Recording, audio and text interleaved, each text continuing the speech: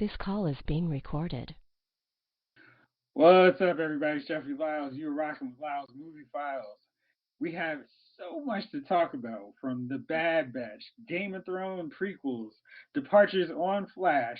So let's just get right into it. What's up, little brother? Hey, bro, how are you? Cooling.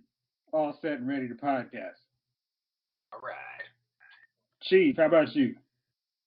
All right. My man. Jay King, what's going on in Miami? You know, it's sunny, then it's cloudy, then it's sunny, then it's cloudy again, and it rains. A lot of G-strings on people who don't deserve to wear G-strings. Long white tees, gold chain, chokers, basketball shorts, flip-flops, and fights. Let's get it, South Beach. Let's get it. Okay, so where to begin? All right, The Bad Batch, the latest Star Wars Clone Wars spinoff, conveniently had its premiere episode this Tuesday, May the 4th. I love the marketing for May the 4th be with you. I was able to watch the first two episodes. I can still not discuss the second episode as of yet, because that airs Friday. But we can discuss the first episode.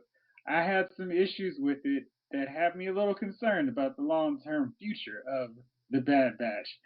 But I looked on social media and everyone was loving it. Everybody was like, oh, it's so great, it's amazing. I'm like, woo! I didn't have that luxurious, amazing, rapturous take on it. I thought it was all right. I really thought that some of the decisions were a little early on in the series. Jace, what did you think of the Bad Batch premiere? Okay.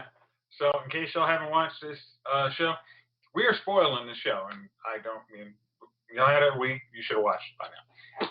Not even a week. And by the time this airs, it'll be a week.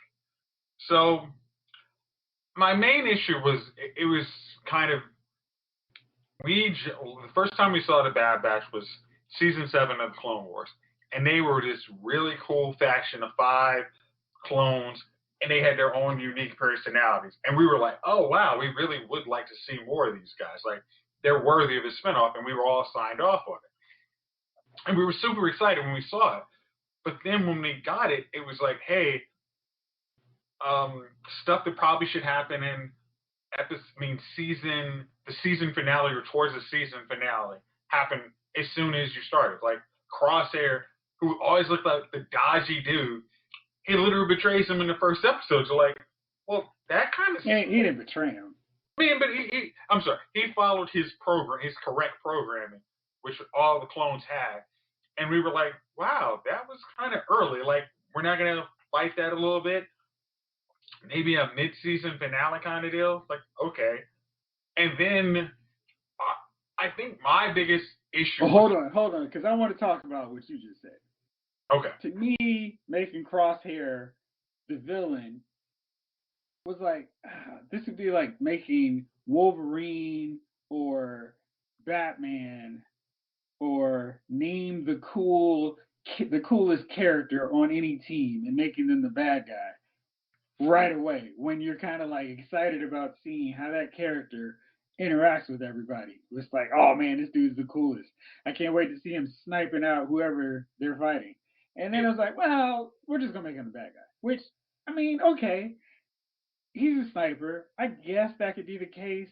But wouldn't it be cooler to just have him be like the dude that doesn't get along with anybody and just always has a crappy attitude? Because we don't have that anymore.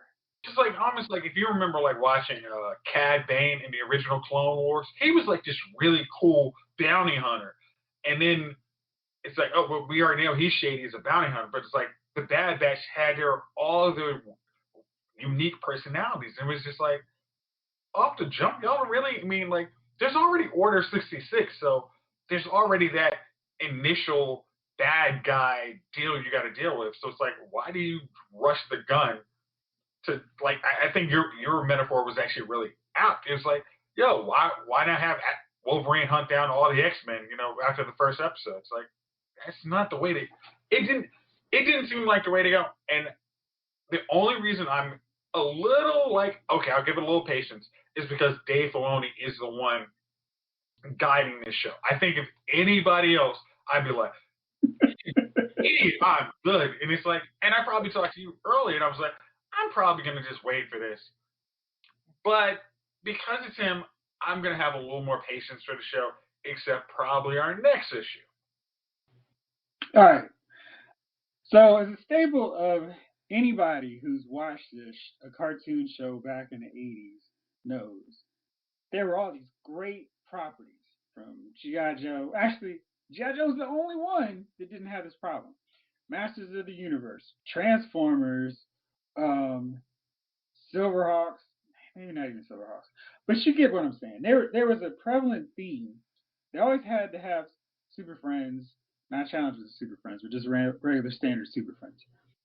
They had to have the teenage kid sidekick or creature that always got into trouble, that always messed up things because they didn't know any better, because they were a kid.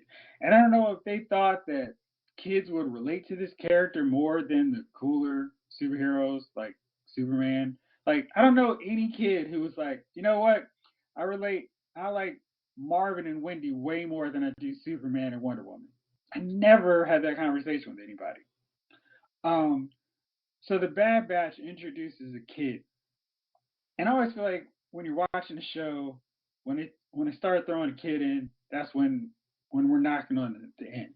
Or it's like, okay, we're hoping that a kid will spark things back up. You know, you saw it in Growing Pains, Family Ties, Cosby. For sure. Yeah, I mean, it's like when the next new kid comes in, we've got problems. So Bad Batch introduces a female clone, which is problematic all in itself because there have been literally no female clones. If the Kaminoans, if Palpatine thought there was a benefit to having female clones, he would have made them. He'd have been like, yeah, of course. Why wouldn't I have female clones? No, he just wanted grunt soldiers. And I don't think anybody on Kamino was like, you know what's going to be fun? And no one's going to notice one female clone. That's a child like Jango Fett. The only one running around like this. So it didn't make sense from a logistical standpoint. And then the character is just doing all that annoying stuff that every kid sidekick does. Oh, let me get in trouble. I'll start a food fight. I'm so funny. And I could just hear my inner 12-year-old going, oh, she's so annoying. And it was having a conversation with my outer 45-year-old, like, gosh, this character blows. Why do we need her? Jace, what did you think of Omega? Okay. As soon as it was like, oh, this is a new character. Okay, cool. And then it was like, oh, wait, she's a clone. Oh, okay. So she's a defective clone of Jango Fett? Out of how many billions of clones they've already made, they have a random female? That doesn't make sense at all.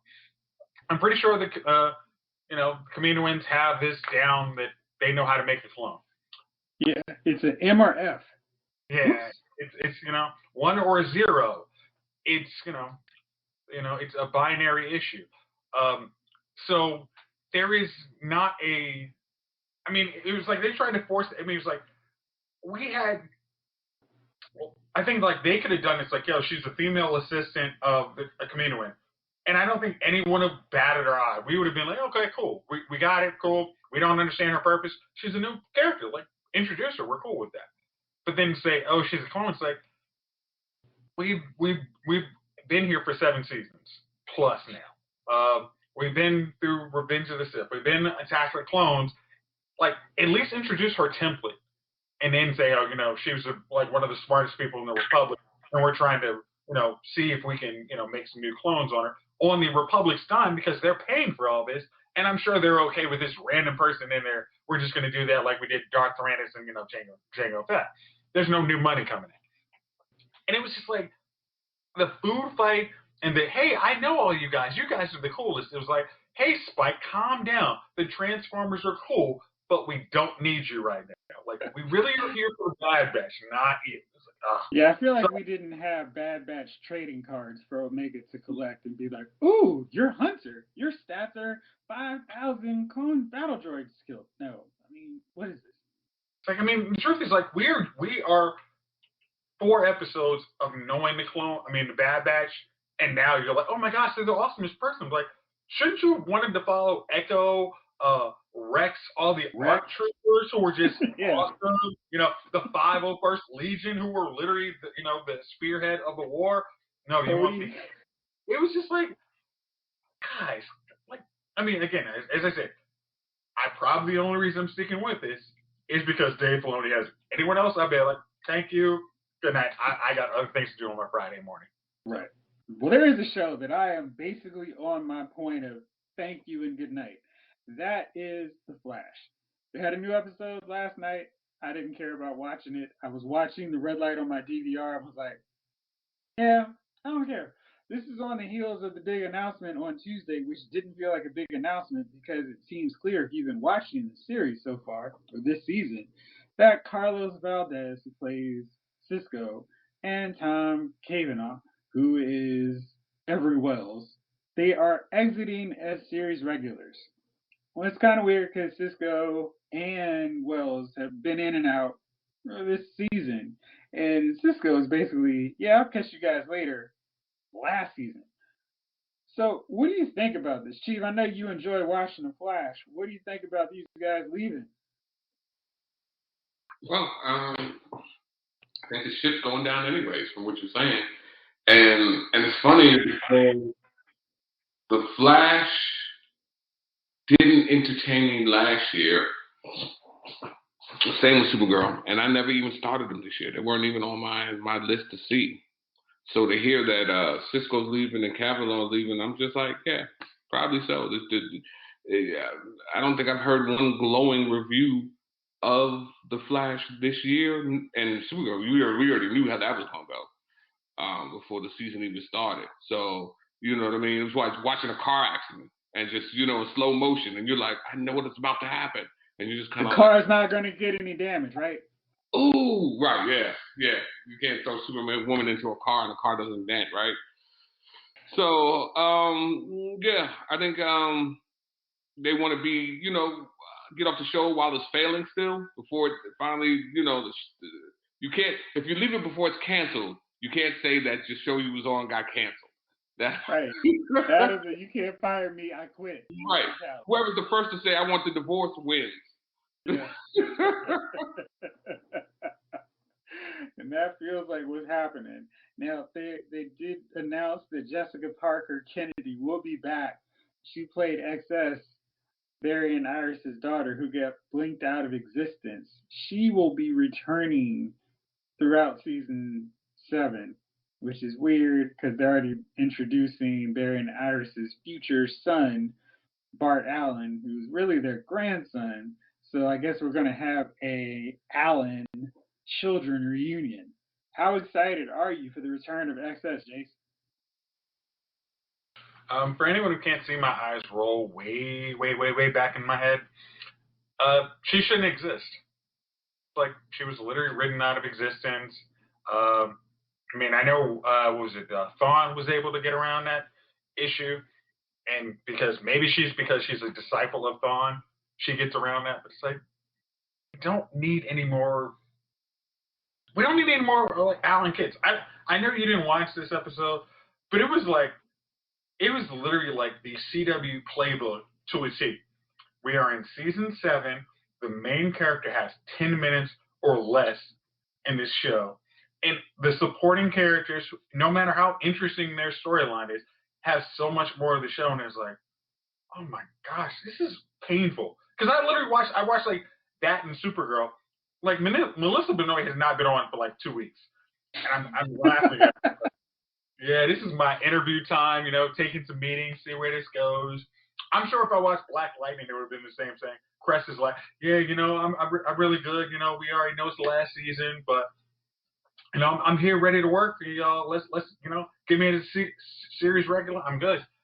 And it was just like, this is painful. Like, it's almost like since Arrow was ended, it's like the whole CW verse is literally collapsing in on itself. And it's just like, you can't bring old characters, introduce people you think we're going to care about to make us want to watch these shows. It's like, make a damn storyline that's actually worth like a 22 episode season that's worth watching. And it's like, they cannot do that. It's pathetic. And what's interesting, the only shows that are fine worth watching are Superman and Lois and Stargirl. Stargirl got renewed for season 3 before season 2 comes out. So that's exciting. I'm looking forward to Superman and Lois when it returns on May 18th. So there's something to look forward to on the CW. But as far as these tenured shows, I think we need to pull the plug, Jim. You need to call it. I mean, it's almost like season 4 of all CW superhero shows is like literally the point. It's like, yeah, call it. Like, just go to the next one. Like, Smallville was getting kind of weak, but then it actually rebounded once they fired the original creators. And it's like almost like it seems like the showrunners of these CW shows need to all like, okay, somebody come with a fresh take on this. Stop using the CW formula to make these shows. Like, we got 22 episodes. Look at what made Stargirl good our first season. Look at what is making Superman and Lois good right now. Like, a little realism for our side characters, and then for our superhero, make them super. It's like, I don't get why they F that up so much. It's not that hard. Jay King, I know I've got some news that is going to excite you even more than seeing people who should not be wearing G-strings in Miami. Warner Brothers is apparently exploring the idea of a sequel to Joaquin Phoenix's The Joker movie. Thoughts?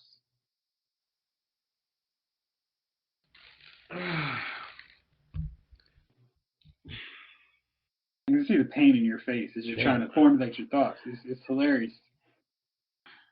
I hope you capture that on the when this goes live too. You know, Jeff, my issue with it, man, is this. How does this tie into the larger DC universe? Is a Joker sequel going to incorporate the Batman? Because now that we've got the origin story, I kind of want to see the Joker get more into delve more into his criminal activity and face off against the Batman, or we introduce the Batman at a certain point.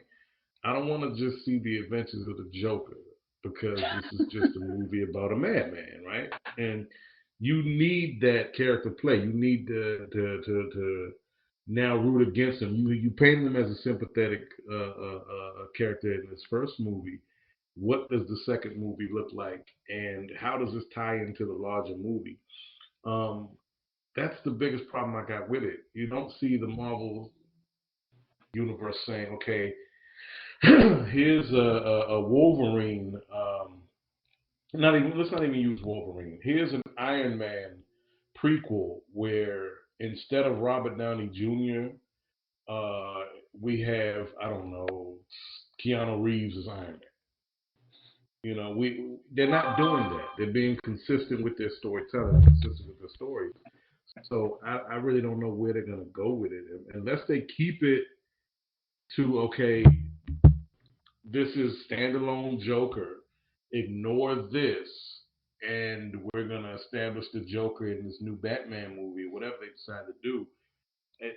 I just don't know where you take it from there. Like, what is a Joker sequel going to look like? And I knew this was coming because they made so much money off of it. They made too much money. They made too much money. So we go now. And if this is the case,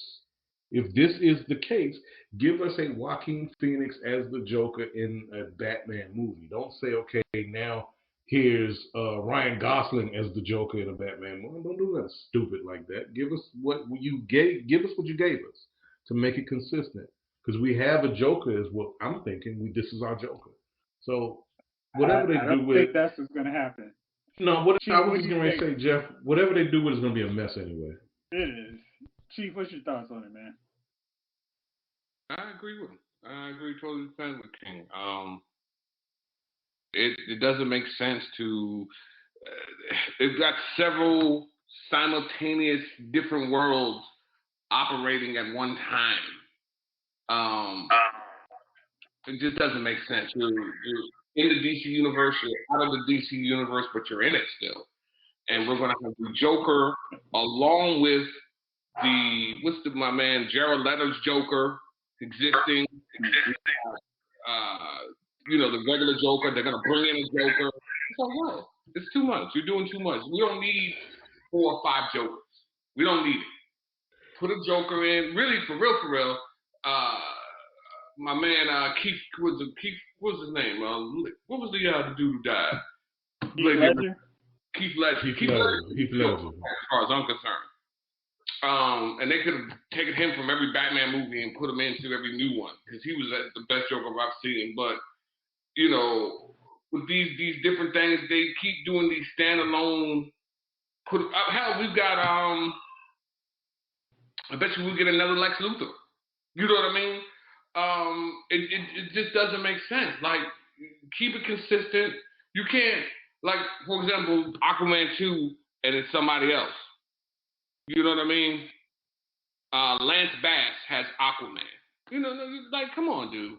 We're not, like, it's not gonna, you can't do it. You can't keep switching out. You can't keep changing it. Keep it consistent across the board. Let us enjoy a character and have that character throughout the DC universe. I mean, this is, like, again, this is why DC fails, man. Because they make decisions that don't make sense for the continuation of the franchise and the movies and the tie into things. You know what I mean? Even when we were talking about the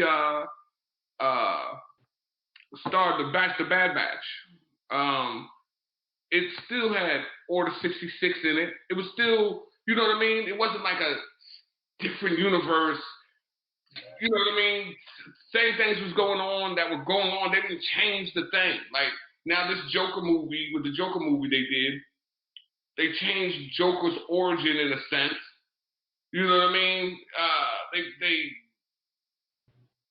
made Joker basically a mental patient in a sense. Like, life had brought him down, and so he turned to the Joker. And this is me. Right, this is like, you know what I mean? Like, this is me seeing the trailers from it.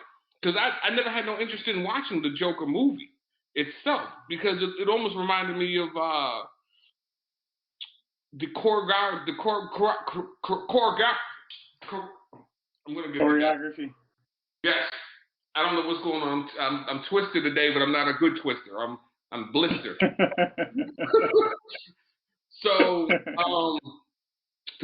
yeah. And Ladies Man, when they were all dancing around, it all kind of reminded me of that. Whenever I saw the Joker kind of just dancing, it reminded me of we'll get the Ladies Man, you know.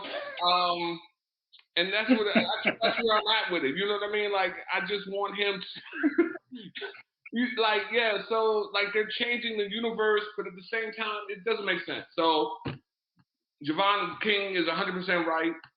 We got a Joker. Let's keep the Joker. Let's inject these Jokers into the movie, and do from there. We don't need several different movies with several different Jokers with several different people going on. I mean, we've already changed Batman out, and then so if we ever do a Superman or Justice League movie, like, are we going Ben Affleck? Are we going the Twilight guy? Is he gonna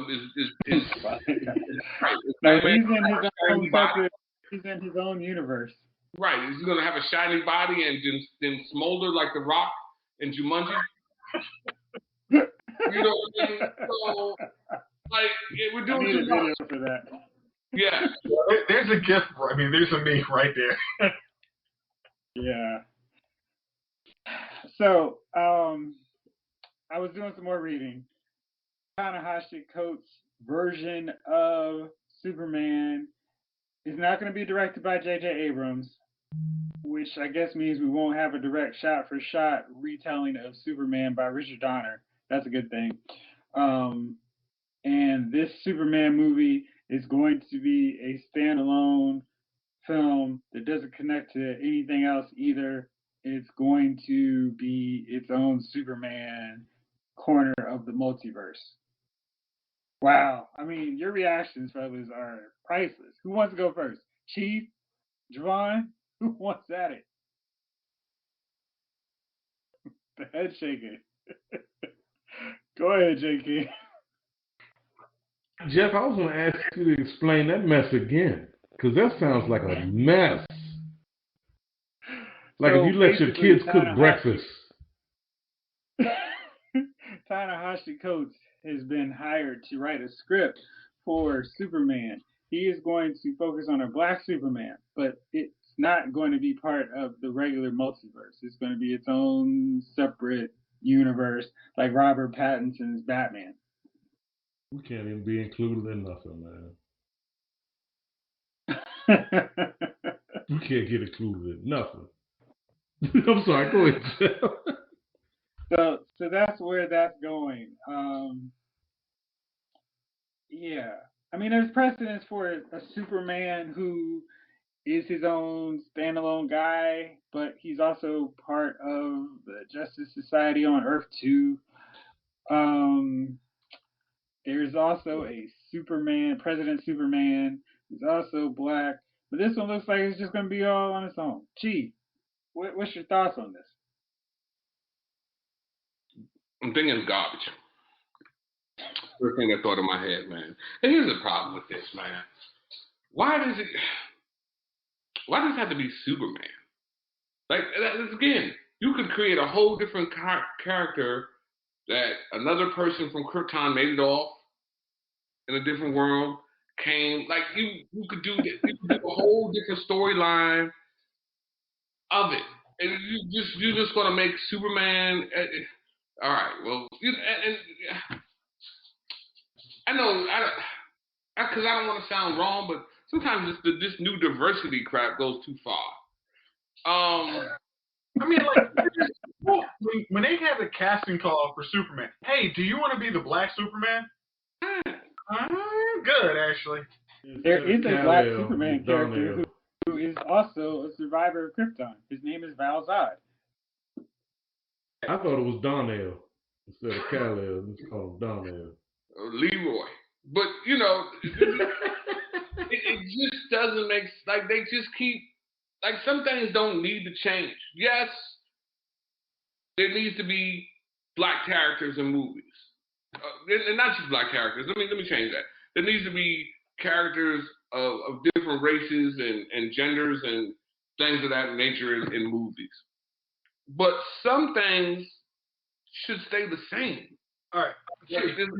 Did you read the Earth 2, I think it was probably New 52 DC comic, where it was like Kal-El was corrupted by the anti-life equation, and the one that Jeff mentioned was like kind of the other survivor, the other male survivor of Krypton.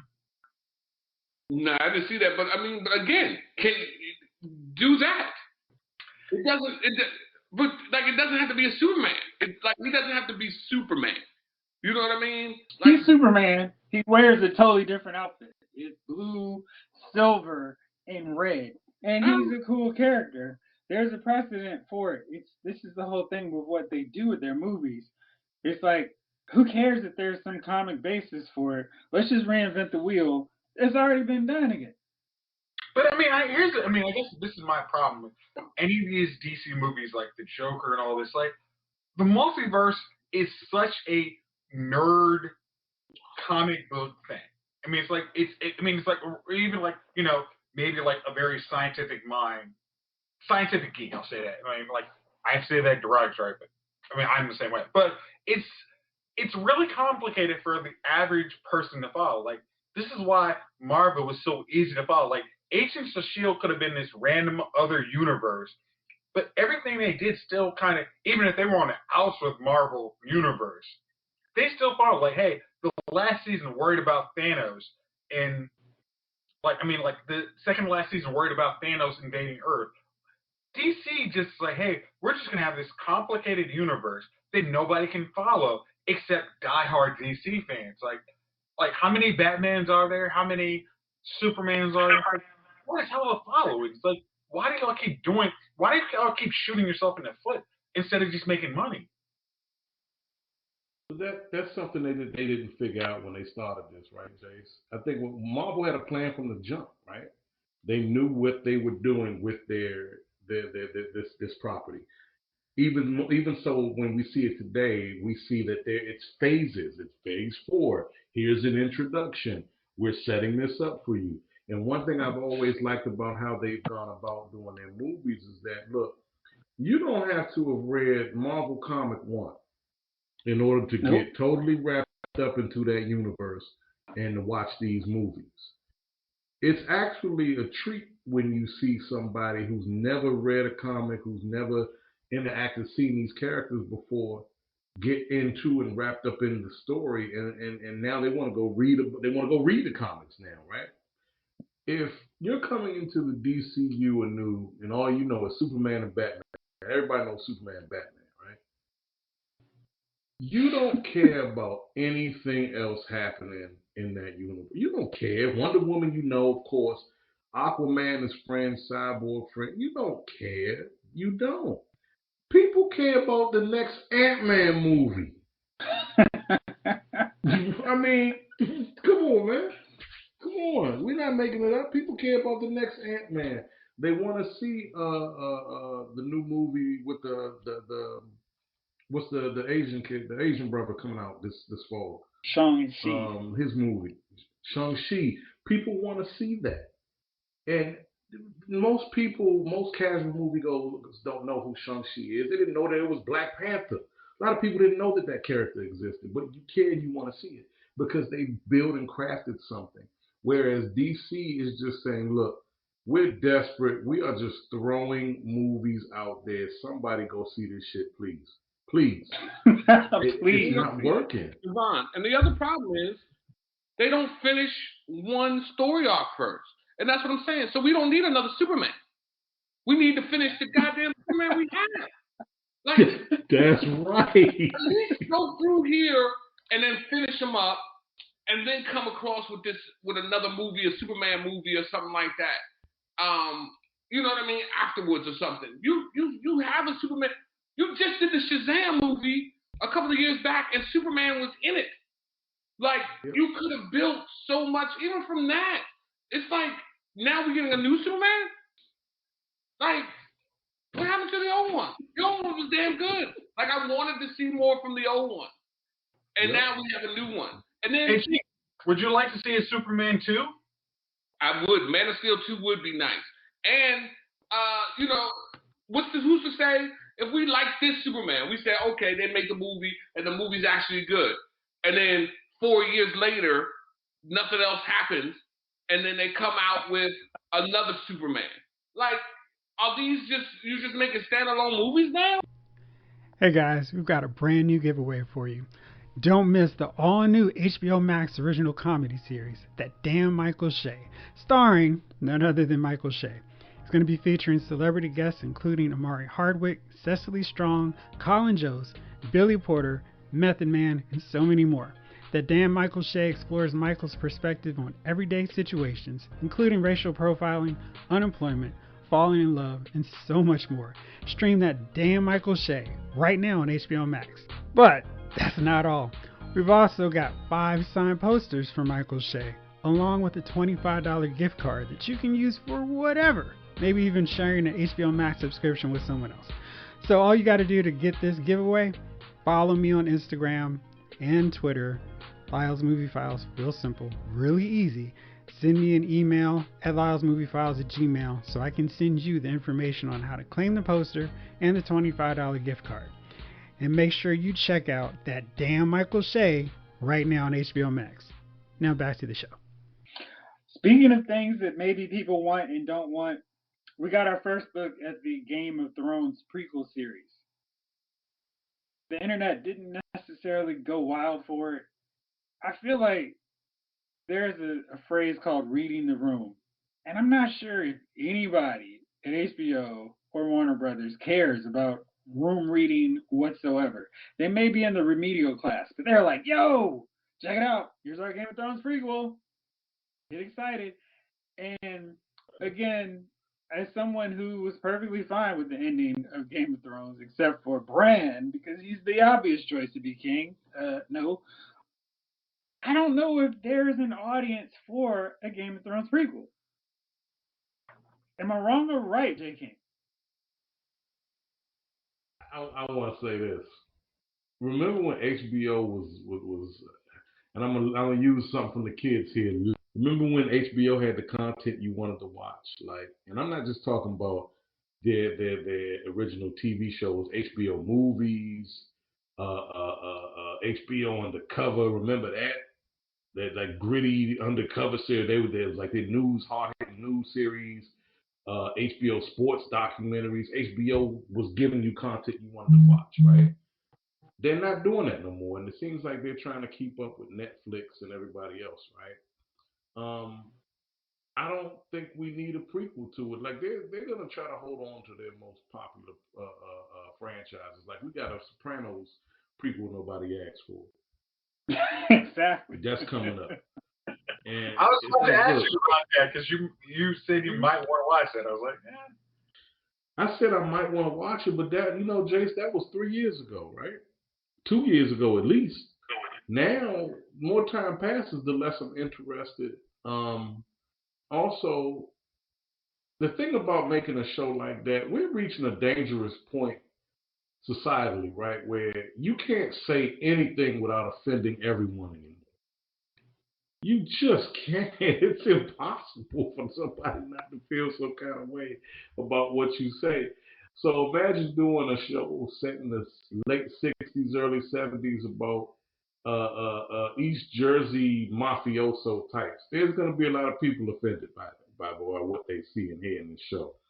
Not to say I would, but it's going to be such an uproar. 1, 2, can it live up to The Sopranos? Will it even be any good? But enough about them. Don't nobody want to see a prequel to Dragons and Titties, man. It's like it's been done.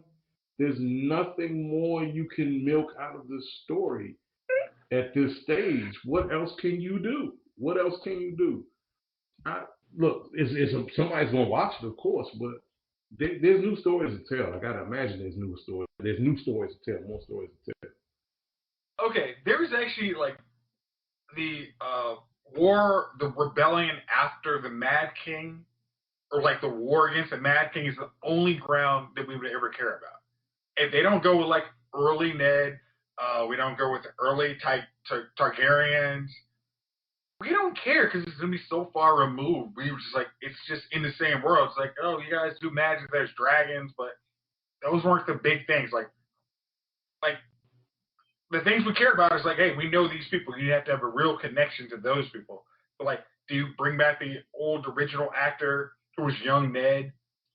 Do you bring out young Rob? I mean, that was Rob. Duff. Rob. What was the name of the king? Joffrey's dad, Robert Baratheon. Like, do we bring out a young Rob Baratheon? They like Rob back then. Who cares? Like, it is probably like a 20-year phase that we probably care. We would be intrigued. I don't know. It doesn't have like 10-season leg. It has like maybe 3 seasons, and then it's so boring. Like, there's nothing gonna happen. It's like I really don't. Sounds like one of those limited series or a movie. Like a 2-hour movie. I mean, like what happened. I can stretch this for like 3 seasons, maybe 4, but there's no way I could care. I mean, it's like, hey, give me at least what's the name? Whatever the author's name. Give me a script to write off. Maybe we can come up with something, but I can't stretch this into like 10 seasons. It's useless. Yeah, it's a real issue. So, I had a few things that I want to talk about. Let's go for it. All right. So Jay showed me this article from Panama Jackson, the very smart brothers on the route, and he said there's no way the Jodeci could possibly lose a versus battle. There's no one that they could put up against them. You could put up Boyz II Men, but Jodeci's catalog just smokes them. Drew Hill would get obliterated. And I'm like, yeah, that wouldn't work. Silk and Shy just don't have the hits. Maybe if you put in New Edition and let them borrow from all of the members' solo stuff, then you could have a fair contest. And they'd probably be the only ones who could beat them, because New Edition is like, seriously, like Voltron. They come together for the head, and then they still split up and then do damage on their own. So I'm putting it up to you guys in the court. Because I confess, I am a Jodeci head, and I'm like, yep, that sounds about right. And New Edition is the only super team that can beat them. Is there a group that beats Jodeci? Chief, you're shaking your head. Who you got? I mean, I think Boys and Men Boys and Men had more hits than Jodeci to me. Yeah, mega hits. Yeah, Jodeci. Here's the thing about Jodeci. Boys and Men were more universal. Jodeci was like your hood band. You know what I mean? Like white people listen to Boys and Men. Black people listen to Boys and Men. There wasn't no white people listening to the Jodeci Christmas special. You know what I mean? Ooh, yeah. It was not. That's not gonna happen. I'm trying to tell you. So listen. Coked up KC. Right. Chicken Silent Night. Right. Now I'll give you Jodeci versus Drew Hill. I'll give you Jodeci versus Silk. New Edition would be tough. Because you're talking about, depending on who's listening. Because even like, us, we're old heads. So there's Cool It Now, Mr. Telephone Man. I mean, if they go back to their hits from the beginning, because you think about Jodeci, it's what you got Cry For You, Forever My Lady. You got the first half of you got the first side of that first album. You got the first side of the second album, and select hits from the show, the after party, the hotel. And Diary of a Mad Band. That's the joint you can just put in half the album. And I don't know, man. I mean, you're talking about decades and decades of hits from New Edition, though. I don't, I am 100% saying New Edition wins going away, especially if you start throwing in Bobby Brown, BBD. I mean, BBD's first CD is like. Well, yeah. Well, I mean, if you break them into their group. Word to the mother. What you got?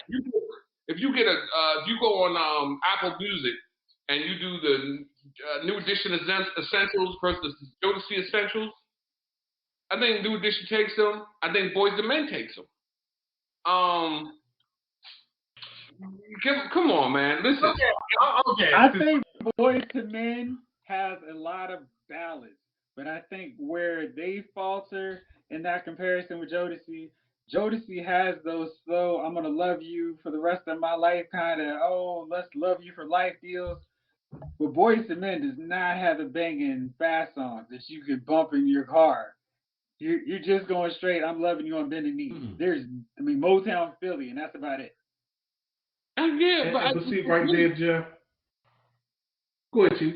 No, my fault. I'm just saying I get what he's saying, but I mean, we're still talking song for song. So whether it's a love song or not, it's still a popular song. Like for example, DMX, right?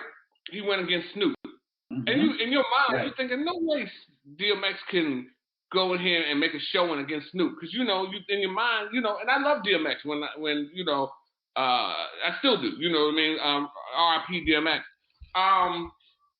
But he had, he went in there, man, and I was listening. I was like, I forgot about these songs. And so, you know what I mean? He was right up there punching. Now, you get to Jodeci and Boys II Men. Jodeci had their hits, but I don't think they crossed over to that. Like, Boys II Men's hits was huge everywhere. Yeah.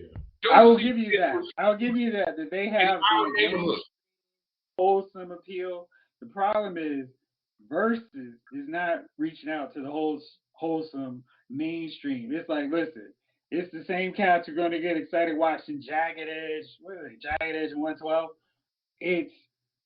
It's Dre versus Diddy. You don't think you have that for Boys II Men, Jeff? Huh? You don't think the Boys II Men crowd would come for their hits? Not on Versus. Why not? I think Donnie Wahlberg would be there, but I don't see a whole rack of people. Versus ain't a secret no more. You know what I mean? People. I think the Boys II Men has a bigger catalog. Matter of fact, you guys, Javon, go. I'm gonna just take a quick peek at the essentials here. All right, I'm gonna write two. Go ahead. I'm gonna write my 20 songs. You write your 20 Boys II Men songs, Chief. I'm gonna give it to you like this. And I love Jodeci, right? We used to have a thing, remember Jason High School? You probably don't. Oh, yeah. And Jeff, feel free to edit this out. Feel free to edit this part out. We used to, at least I started I even know what you're saying. It's a fact. So yes, this is true. You know what I'm saying. So if she didn't listen, if she said Jodeci before Boys to Men, we already knew what time it was. It's like, yeah. If she said Boys to Men over Jodeci, that means I got to go meet your parents. That means I got to go do a bunch of stuff I ain't trying to do. That means I'm still waiting. Yeah, I'm still waiting. The thing I see, like Chief said, the crossover appeal for Boys to Men. But Casey and Joe have all those. They do have their, but see, that's the thing. Are we including that? You know, are we including Casey and JoJo in it? Like, because I actually had a debate on it. It's like you have to include their crossover and all the stuff that Devontae Swing produced. That's where. If that criteria. You can't. If that's criteria. Hard as hell to be.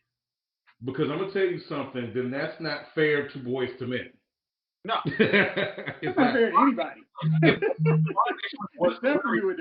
He's literally the one who taught. I mean, I don't know this at all, but it's like he's the father of Timberland's producing. It's like you cannot open the studios up to him and say go nuts. Yeah, it's like, I mean, even like if it was like Timberland was doing the beats, but Devontae's got credit, it's all still going to Devontae. It's like you can't. I don't think like Boyz II Men has no chance. I mean, I literally say it in a like because let's be honest. Tupac's "I Came to Bring the Pain" is literally a Devontae Swing produced track. It's a Devontae Swing produced track. It's like you can't beat that. Like, that's one of the best, and that was one of the best songs of the '90s of all time. Yeah, and that's where it's like Boyz II Men, their catalog is nice. It's pretty ass crossover. Dude, but the Jodeci remixes alone, produced track, like I mean, we count all of their Jodeci's albums, but Give It Up, like the stuff they put on can't beat them. Jace, the moment you hear "Come and Talk to Me," I ain't really. That's it. And I love Boyz II Men too. The thing is, like Chief said, their crossover appeal is very broad. If we have to go song for song based on that criteria, Jodeci blows them out of the water. Yeah, I mean, it's like you just did it right. You do your top 20 Jodeci versus anybody beside New Edition. It's like because at least New Edition say, hey, I can bring in because Mike Bivens can bring in ABC. He can bring in Boyz II Men. You don't need that. All you don't need that. You don't need that. I'm just saying, like you did. Nightingale, Bobby Brown. You literally. I'm gonna do it like this. They're top 6 guys. It's a competition. If you were to just go, let's say this. If you were to just do NE going from earliest through, come on, man, any Heartbreak Alone, the solo era, we talking about Ralph Tresvant, we talking about Johnny Gill, we talking about Bobby Brown, we talking about BBD, Lady Du Jour, all that, Rub You the Right Way remix, we talking about all that. We talking about Dope remix, Marley Marl remix, we talking about all that, right? That's tough. That's real tough. Like, that is New Edition wins. Like if that's the one, if y'all want to put that on pay-per-view, I would actually watch that because it's like those. I don't want to see 50 plus years old New Edition looking 20 years younger than cracked out Jodeci. Have y'all seen these dudes recently? Dude, it makes me sad, but yeah. That's the main reason why we can't do it. Let's keep the cameras off on that one. Yeah, we'll just have like the Zoom call when you have a picture of old Jodeci. Put their old photos up. Hey, Jodeci's going to call in on this one. Yeah, deep fakes. I don't want to see them they all can cracked call out, in. Man. We had some video difficulties. Chief, all right, so I put together my list. Did you want to run with your Boyz II Men? We're just going to go back and forth, right? let's go. All right. You want to go first? Motown Philly.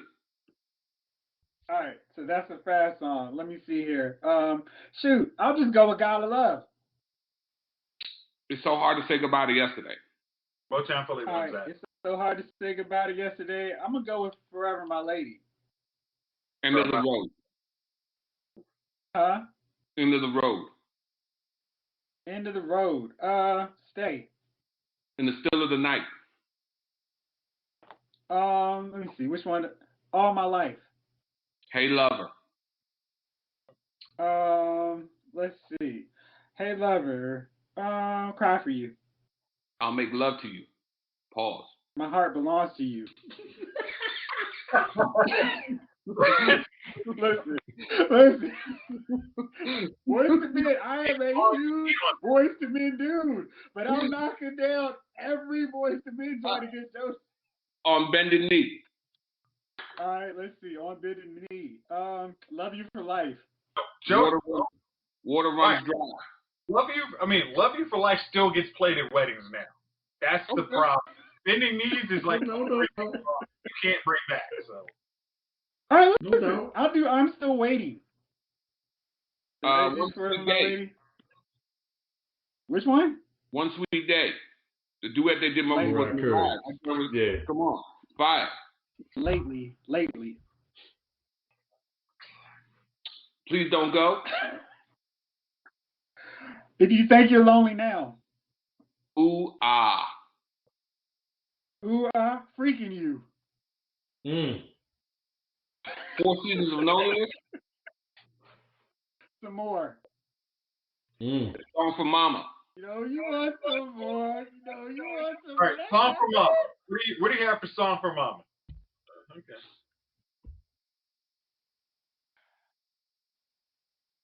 Tell Me It's Real. Good at your boys, man. That's fine. What is it? 12 to 9 to 1. And we haven't even gotten to the remixes yet.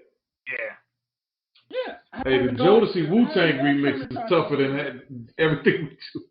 Great. I haven't done Get On Up. I haven't done. Did I do Fiendin'? I did do Fiendin'. I didn't do no more. Nah, you ain't say Fiendin'. Did I do Tell Me It's Real? Did I do Crazy? Yeah. No, you didn't Crazy. Bring Me Up. Last Night's Letter. Damn, yeah. That's Night's Letter. Last Night's Letter, that's Casey and JoJo, ain't it? That counts. That would count. But it's included. That would count. Like, the thing is, Jodeci's singles, Casey and JoJo, and they had a good solo career. Boys to Men did not have a good. When they broke up, they had to reform because it was not going to work. Let's come back together, guys. Okay, so if you're going Casey and JoJo alone, Last Night's Letter, so on and so forth. Okay. Because at the end, I can name about off the top, probably about 18 Boys to Men songs that people listen to. All right, what was it? The one Wane did with Brandy, like that would be one to bring in. Broken Hearted. Yeah, they have great songs. No one denying it. They have great songs. They just don't win. I think here's something we can all agree on. Who are your nominees, fellas, for Dummies of the Week? Jace? Well, why don't you break the tradition and go first?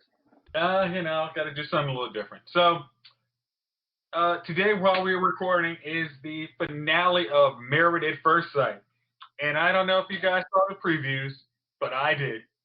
And once again, winning it solidly is my friend Paige for my potential dummy of the week for listening to my man Chris, who said he may have feelings for her after, saying he's got a baby on the way 2 minutes after being on the show, and saying he wants to divorce like 5 weeks after that, and then now says at the finale, hey, I might have feelings for her.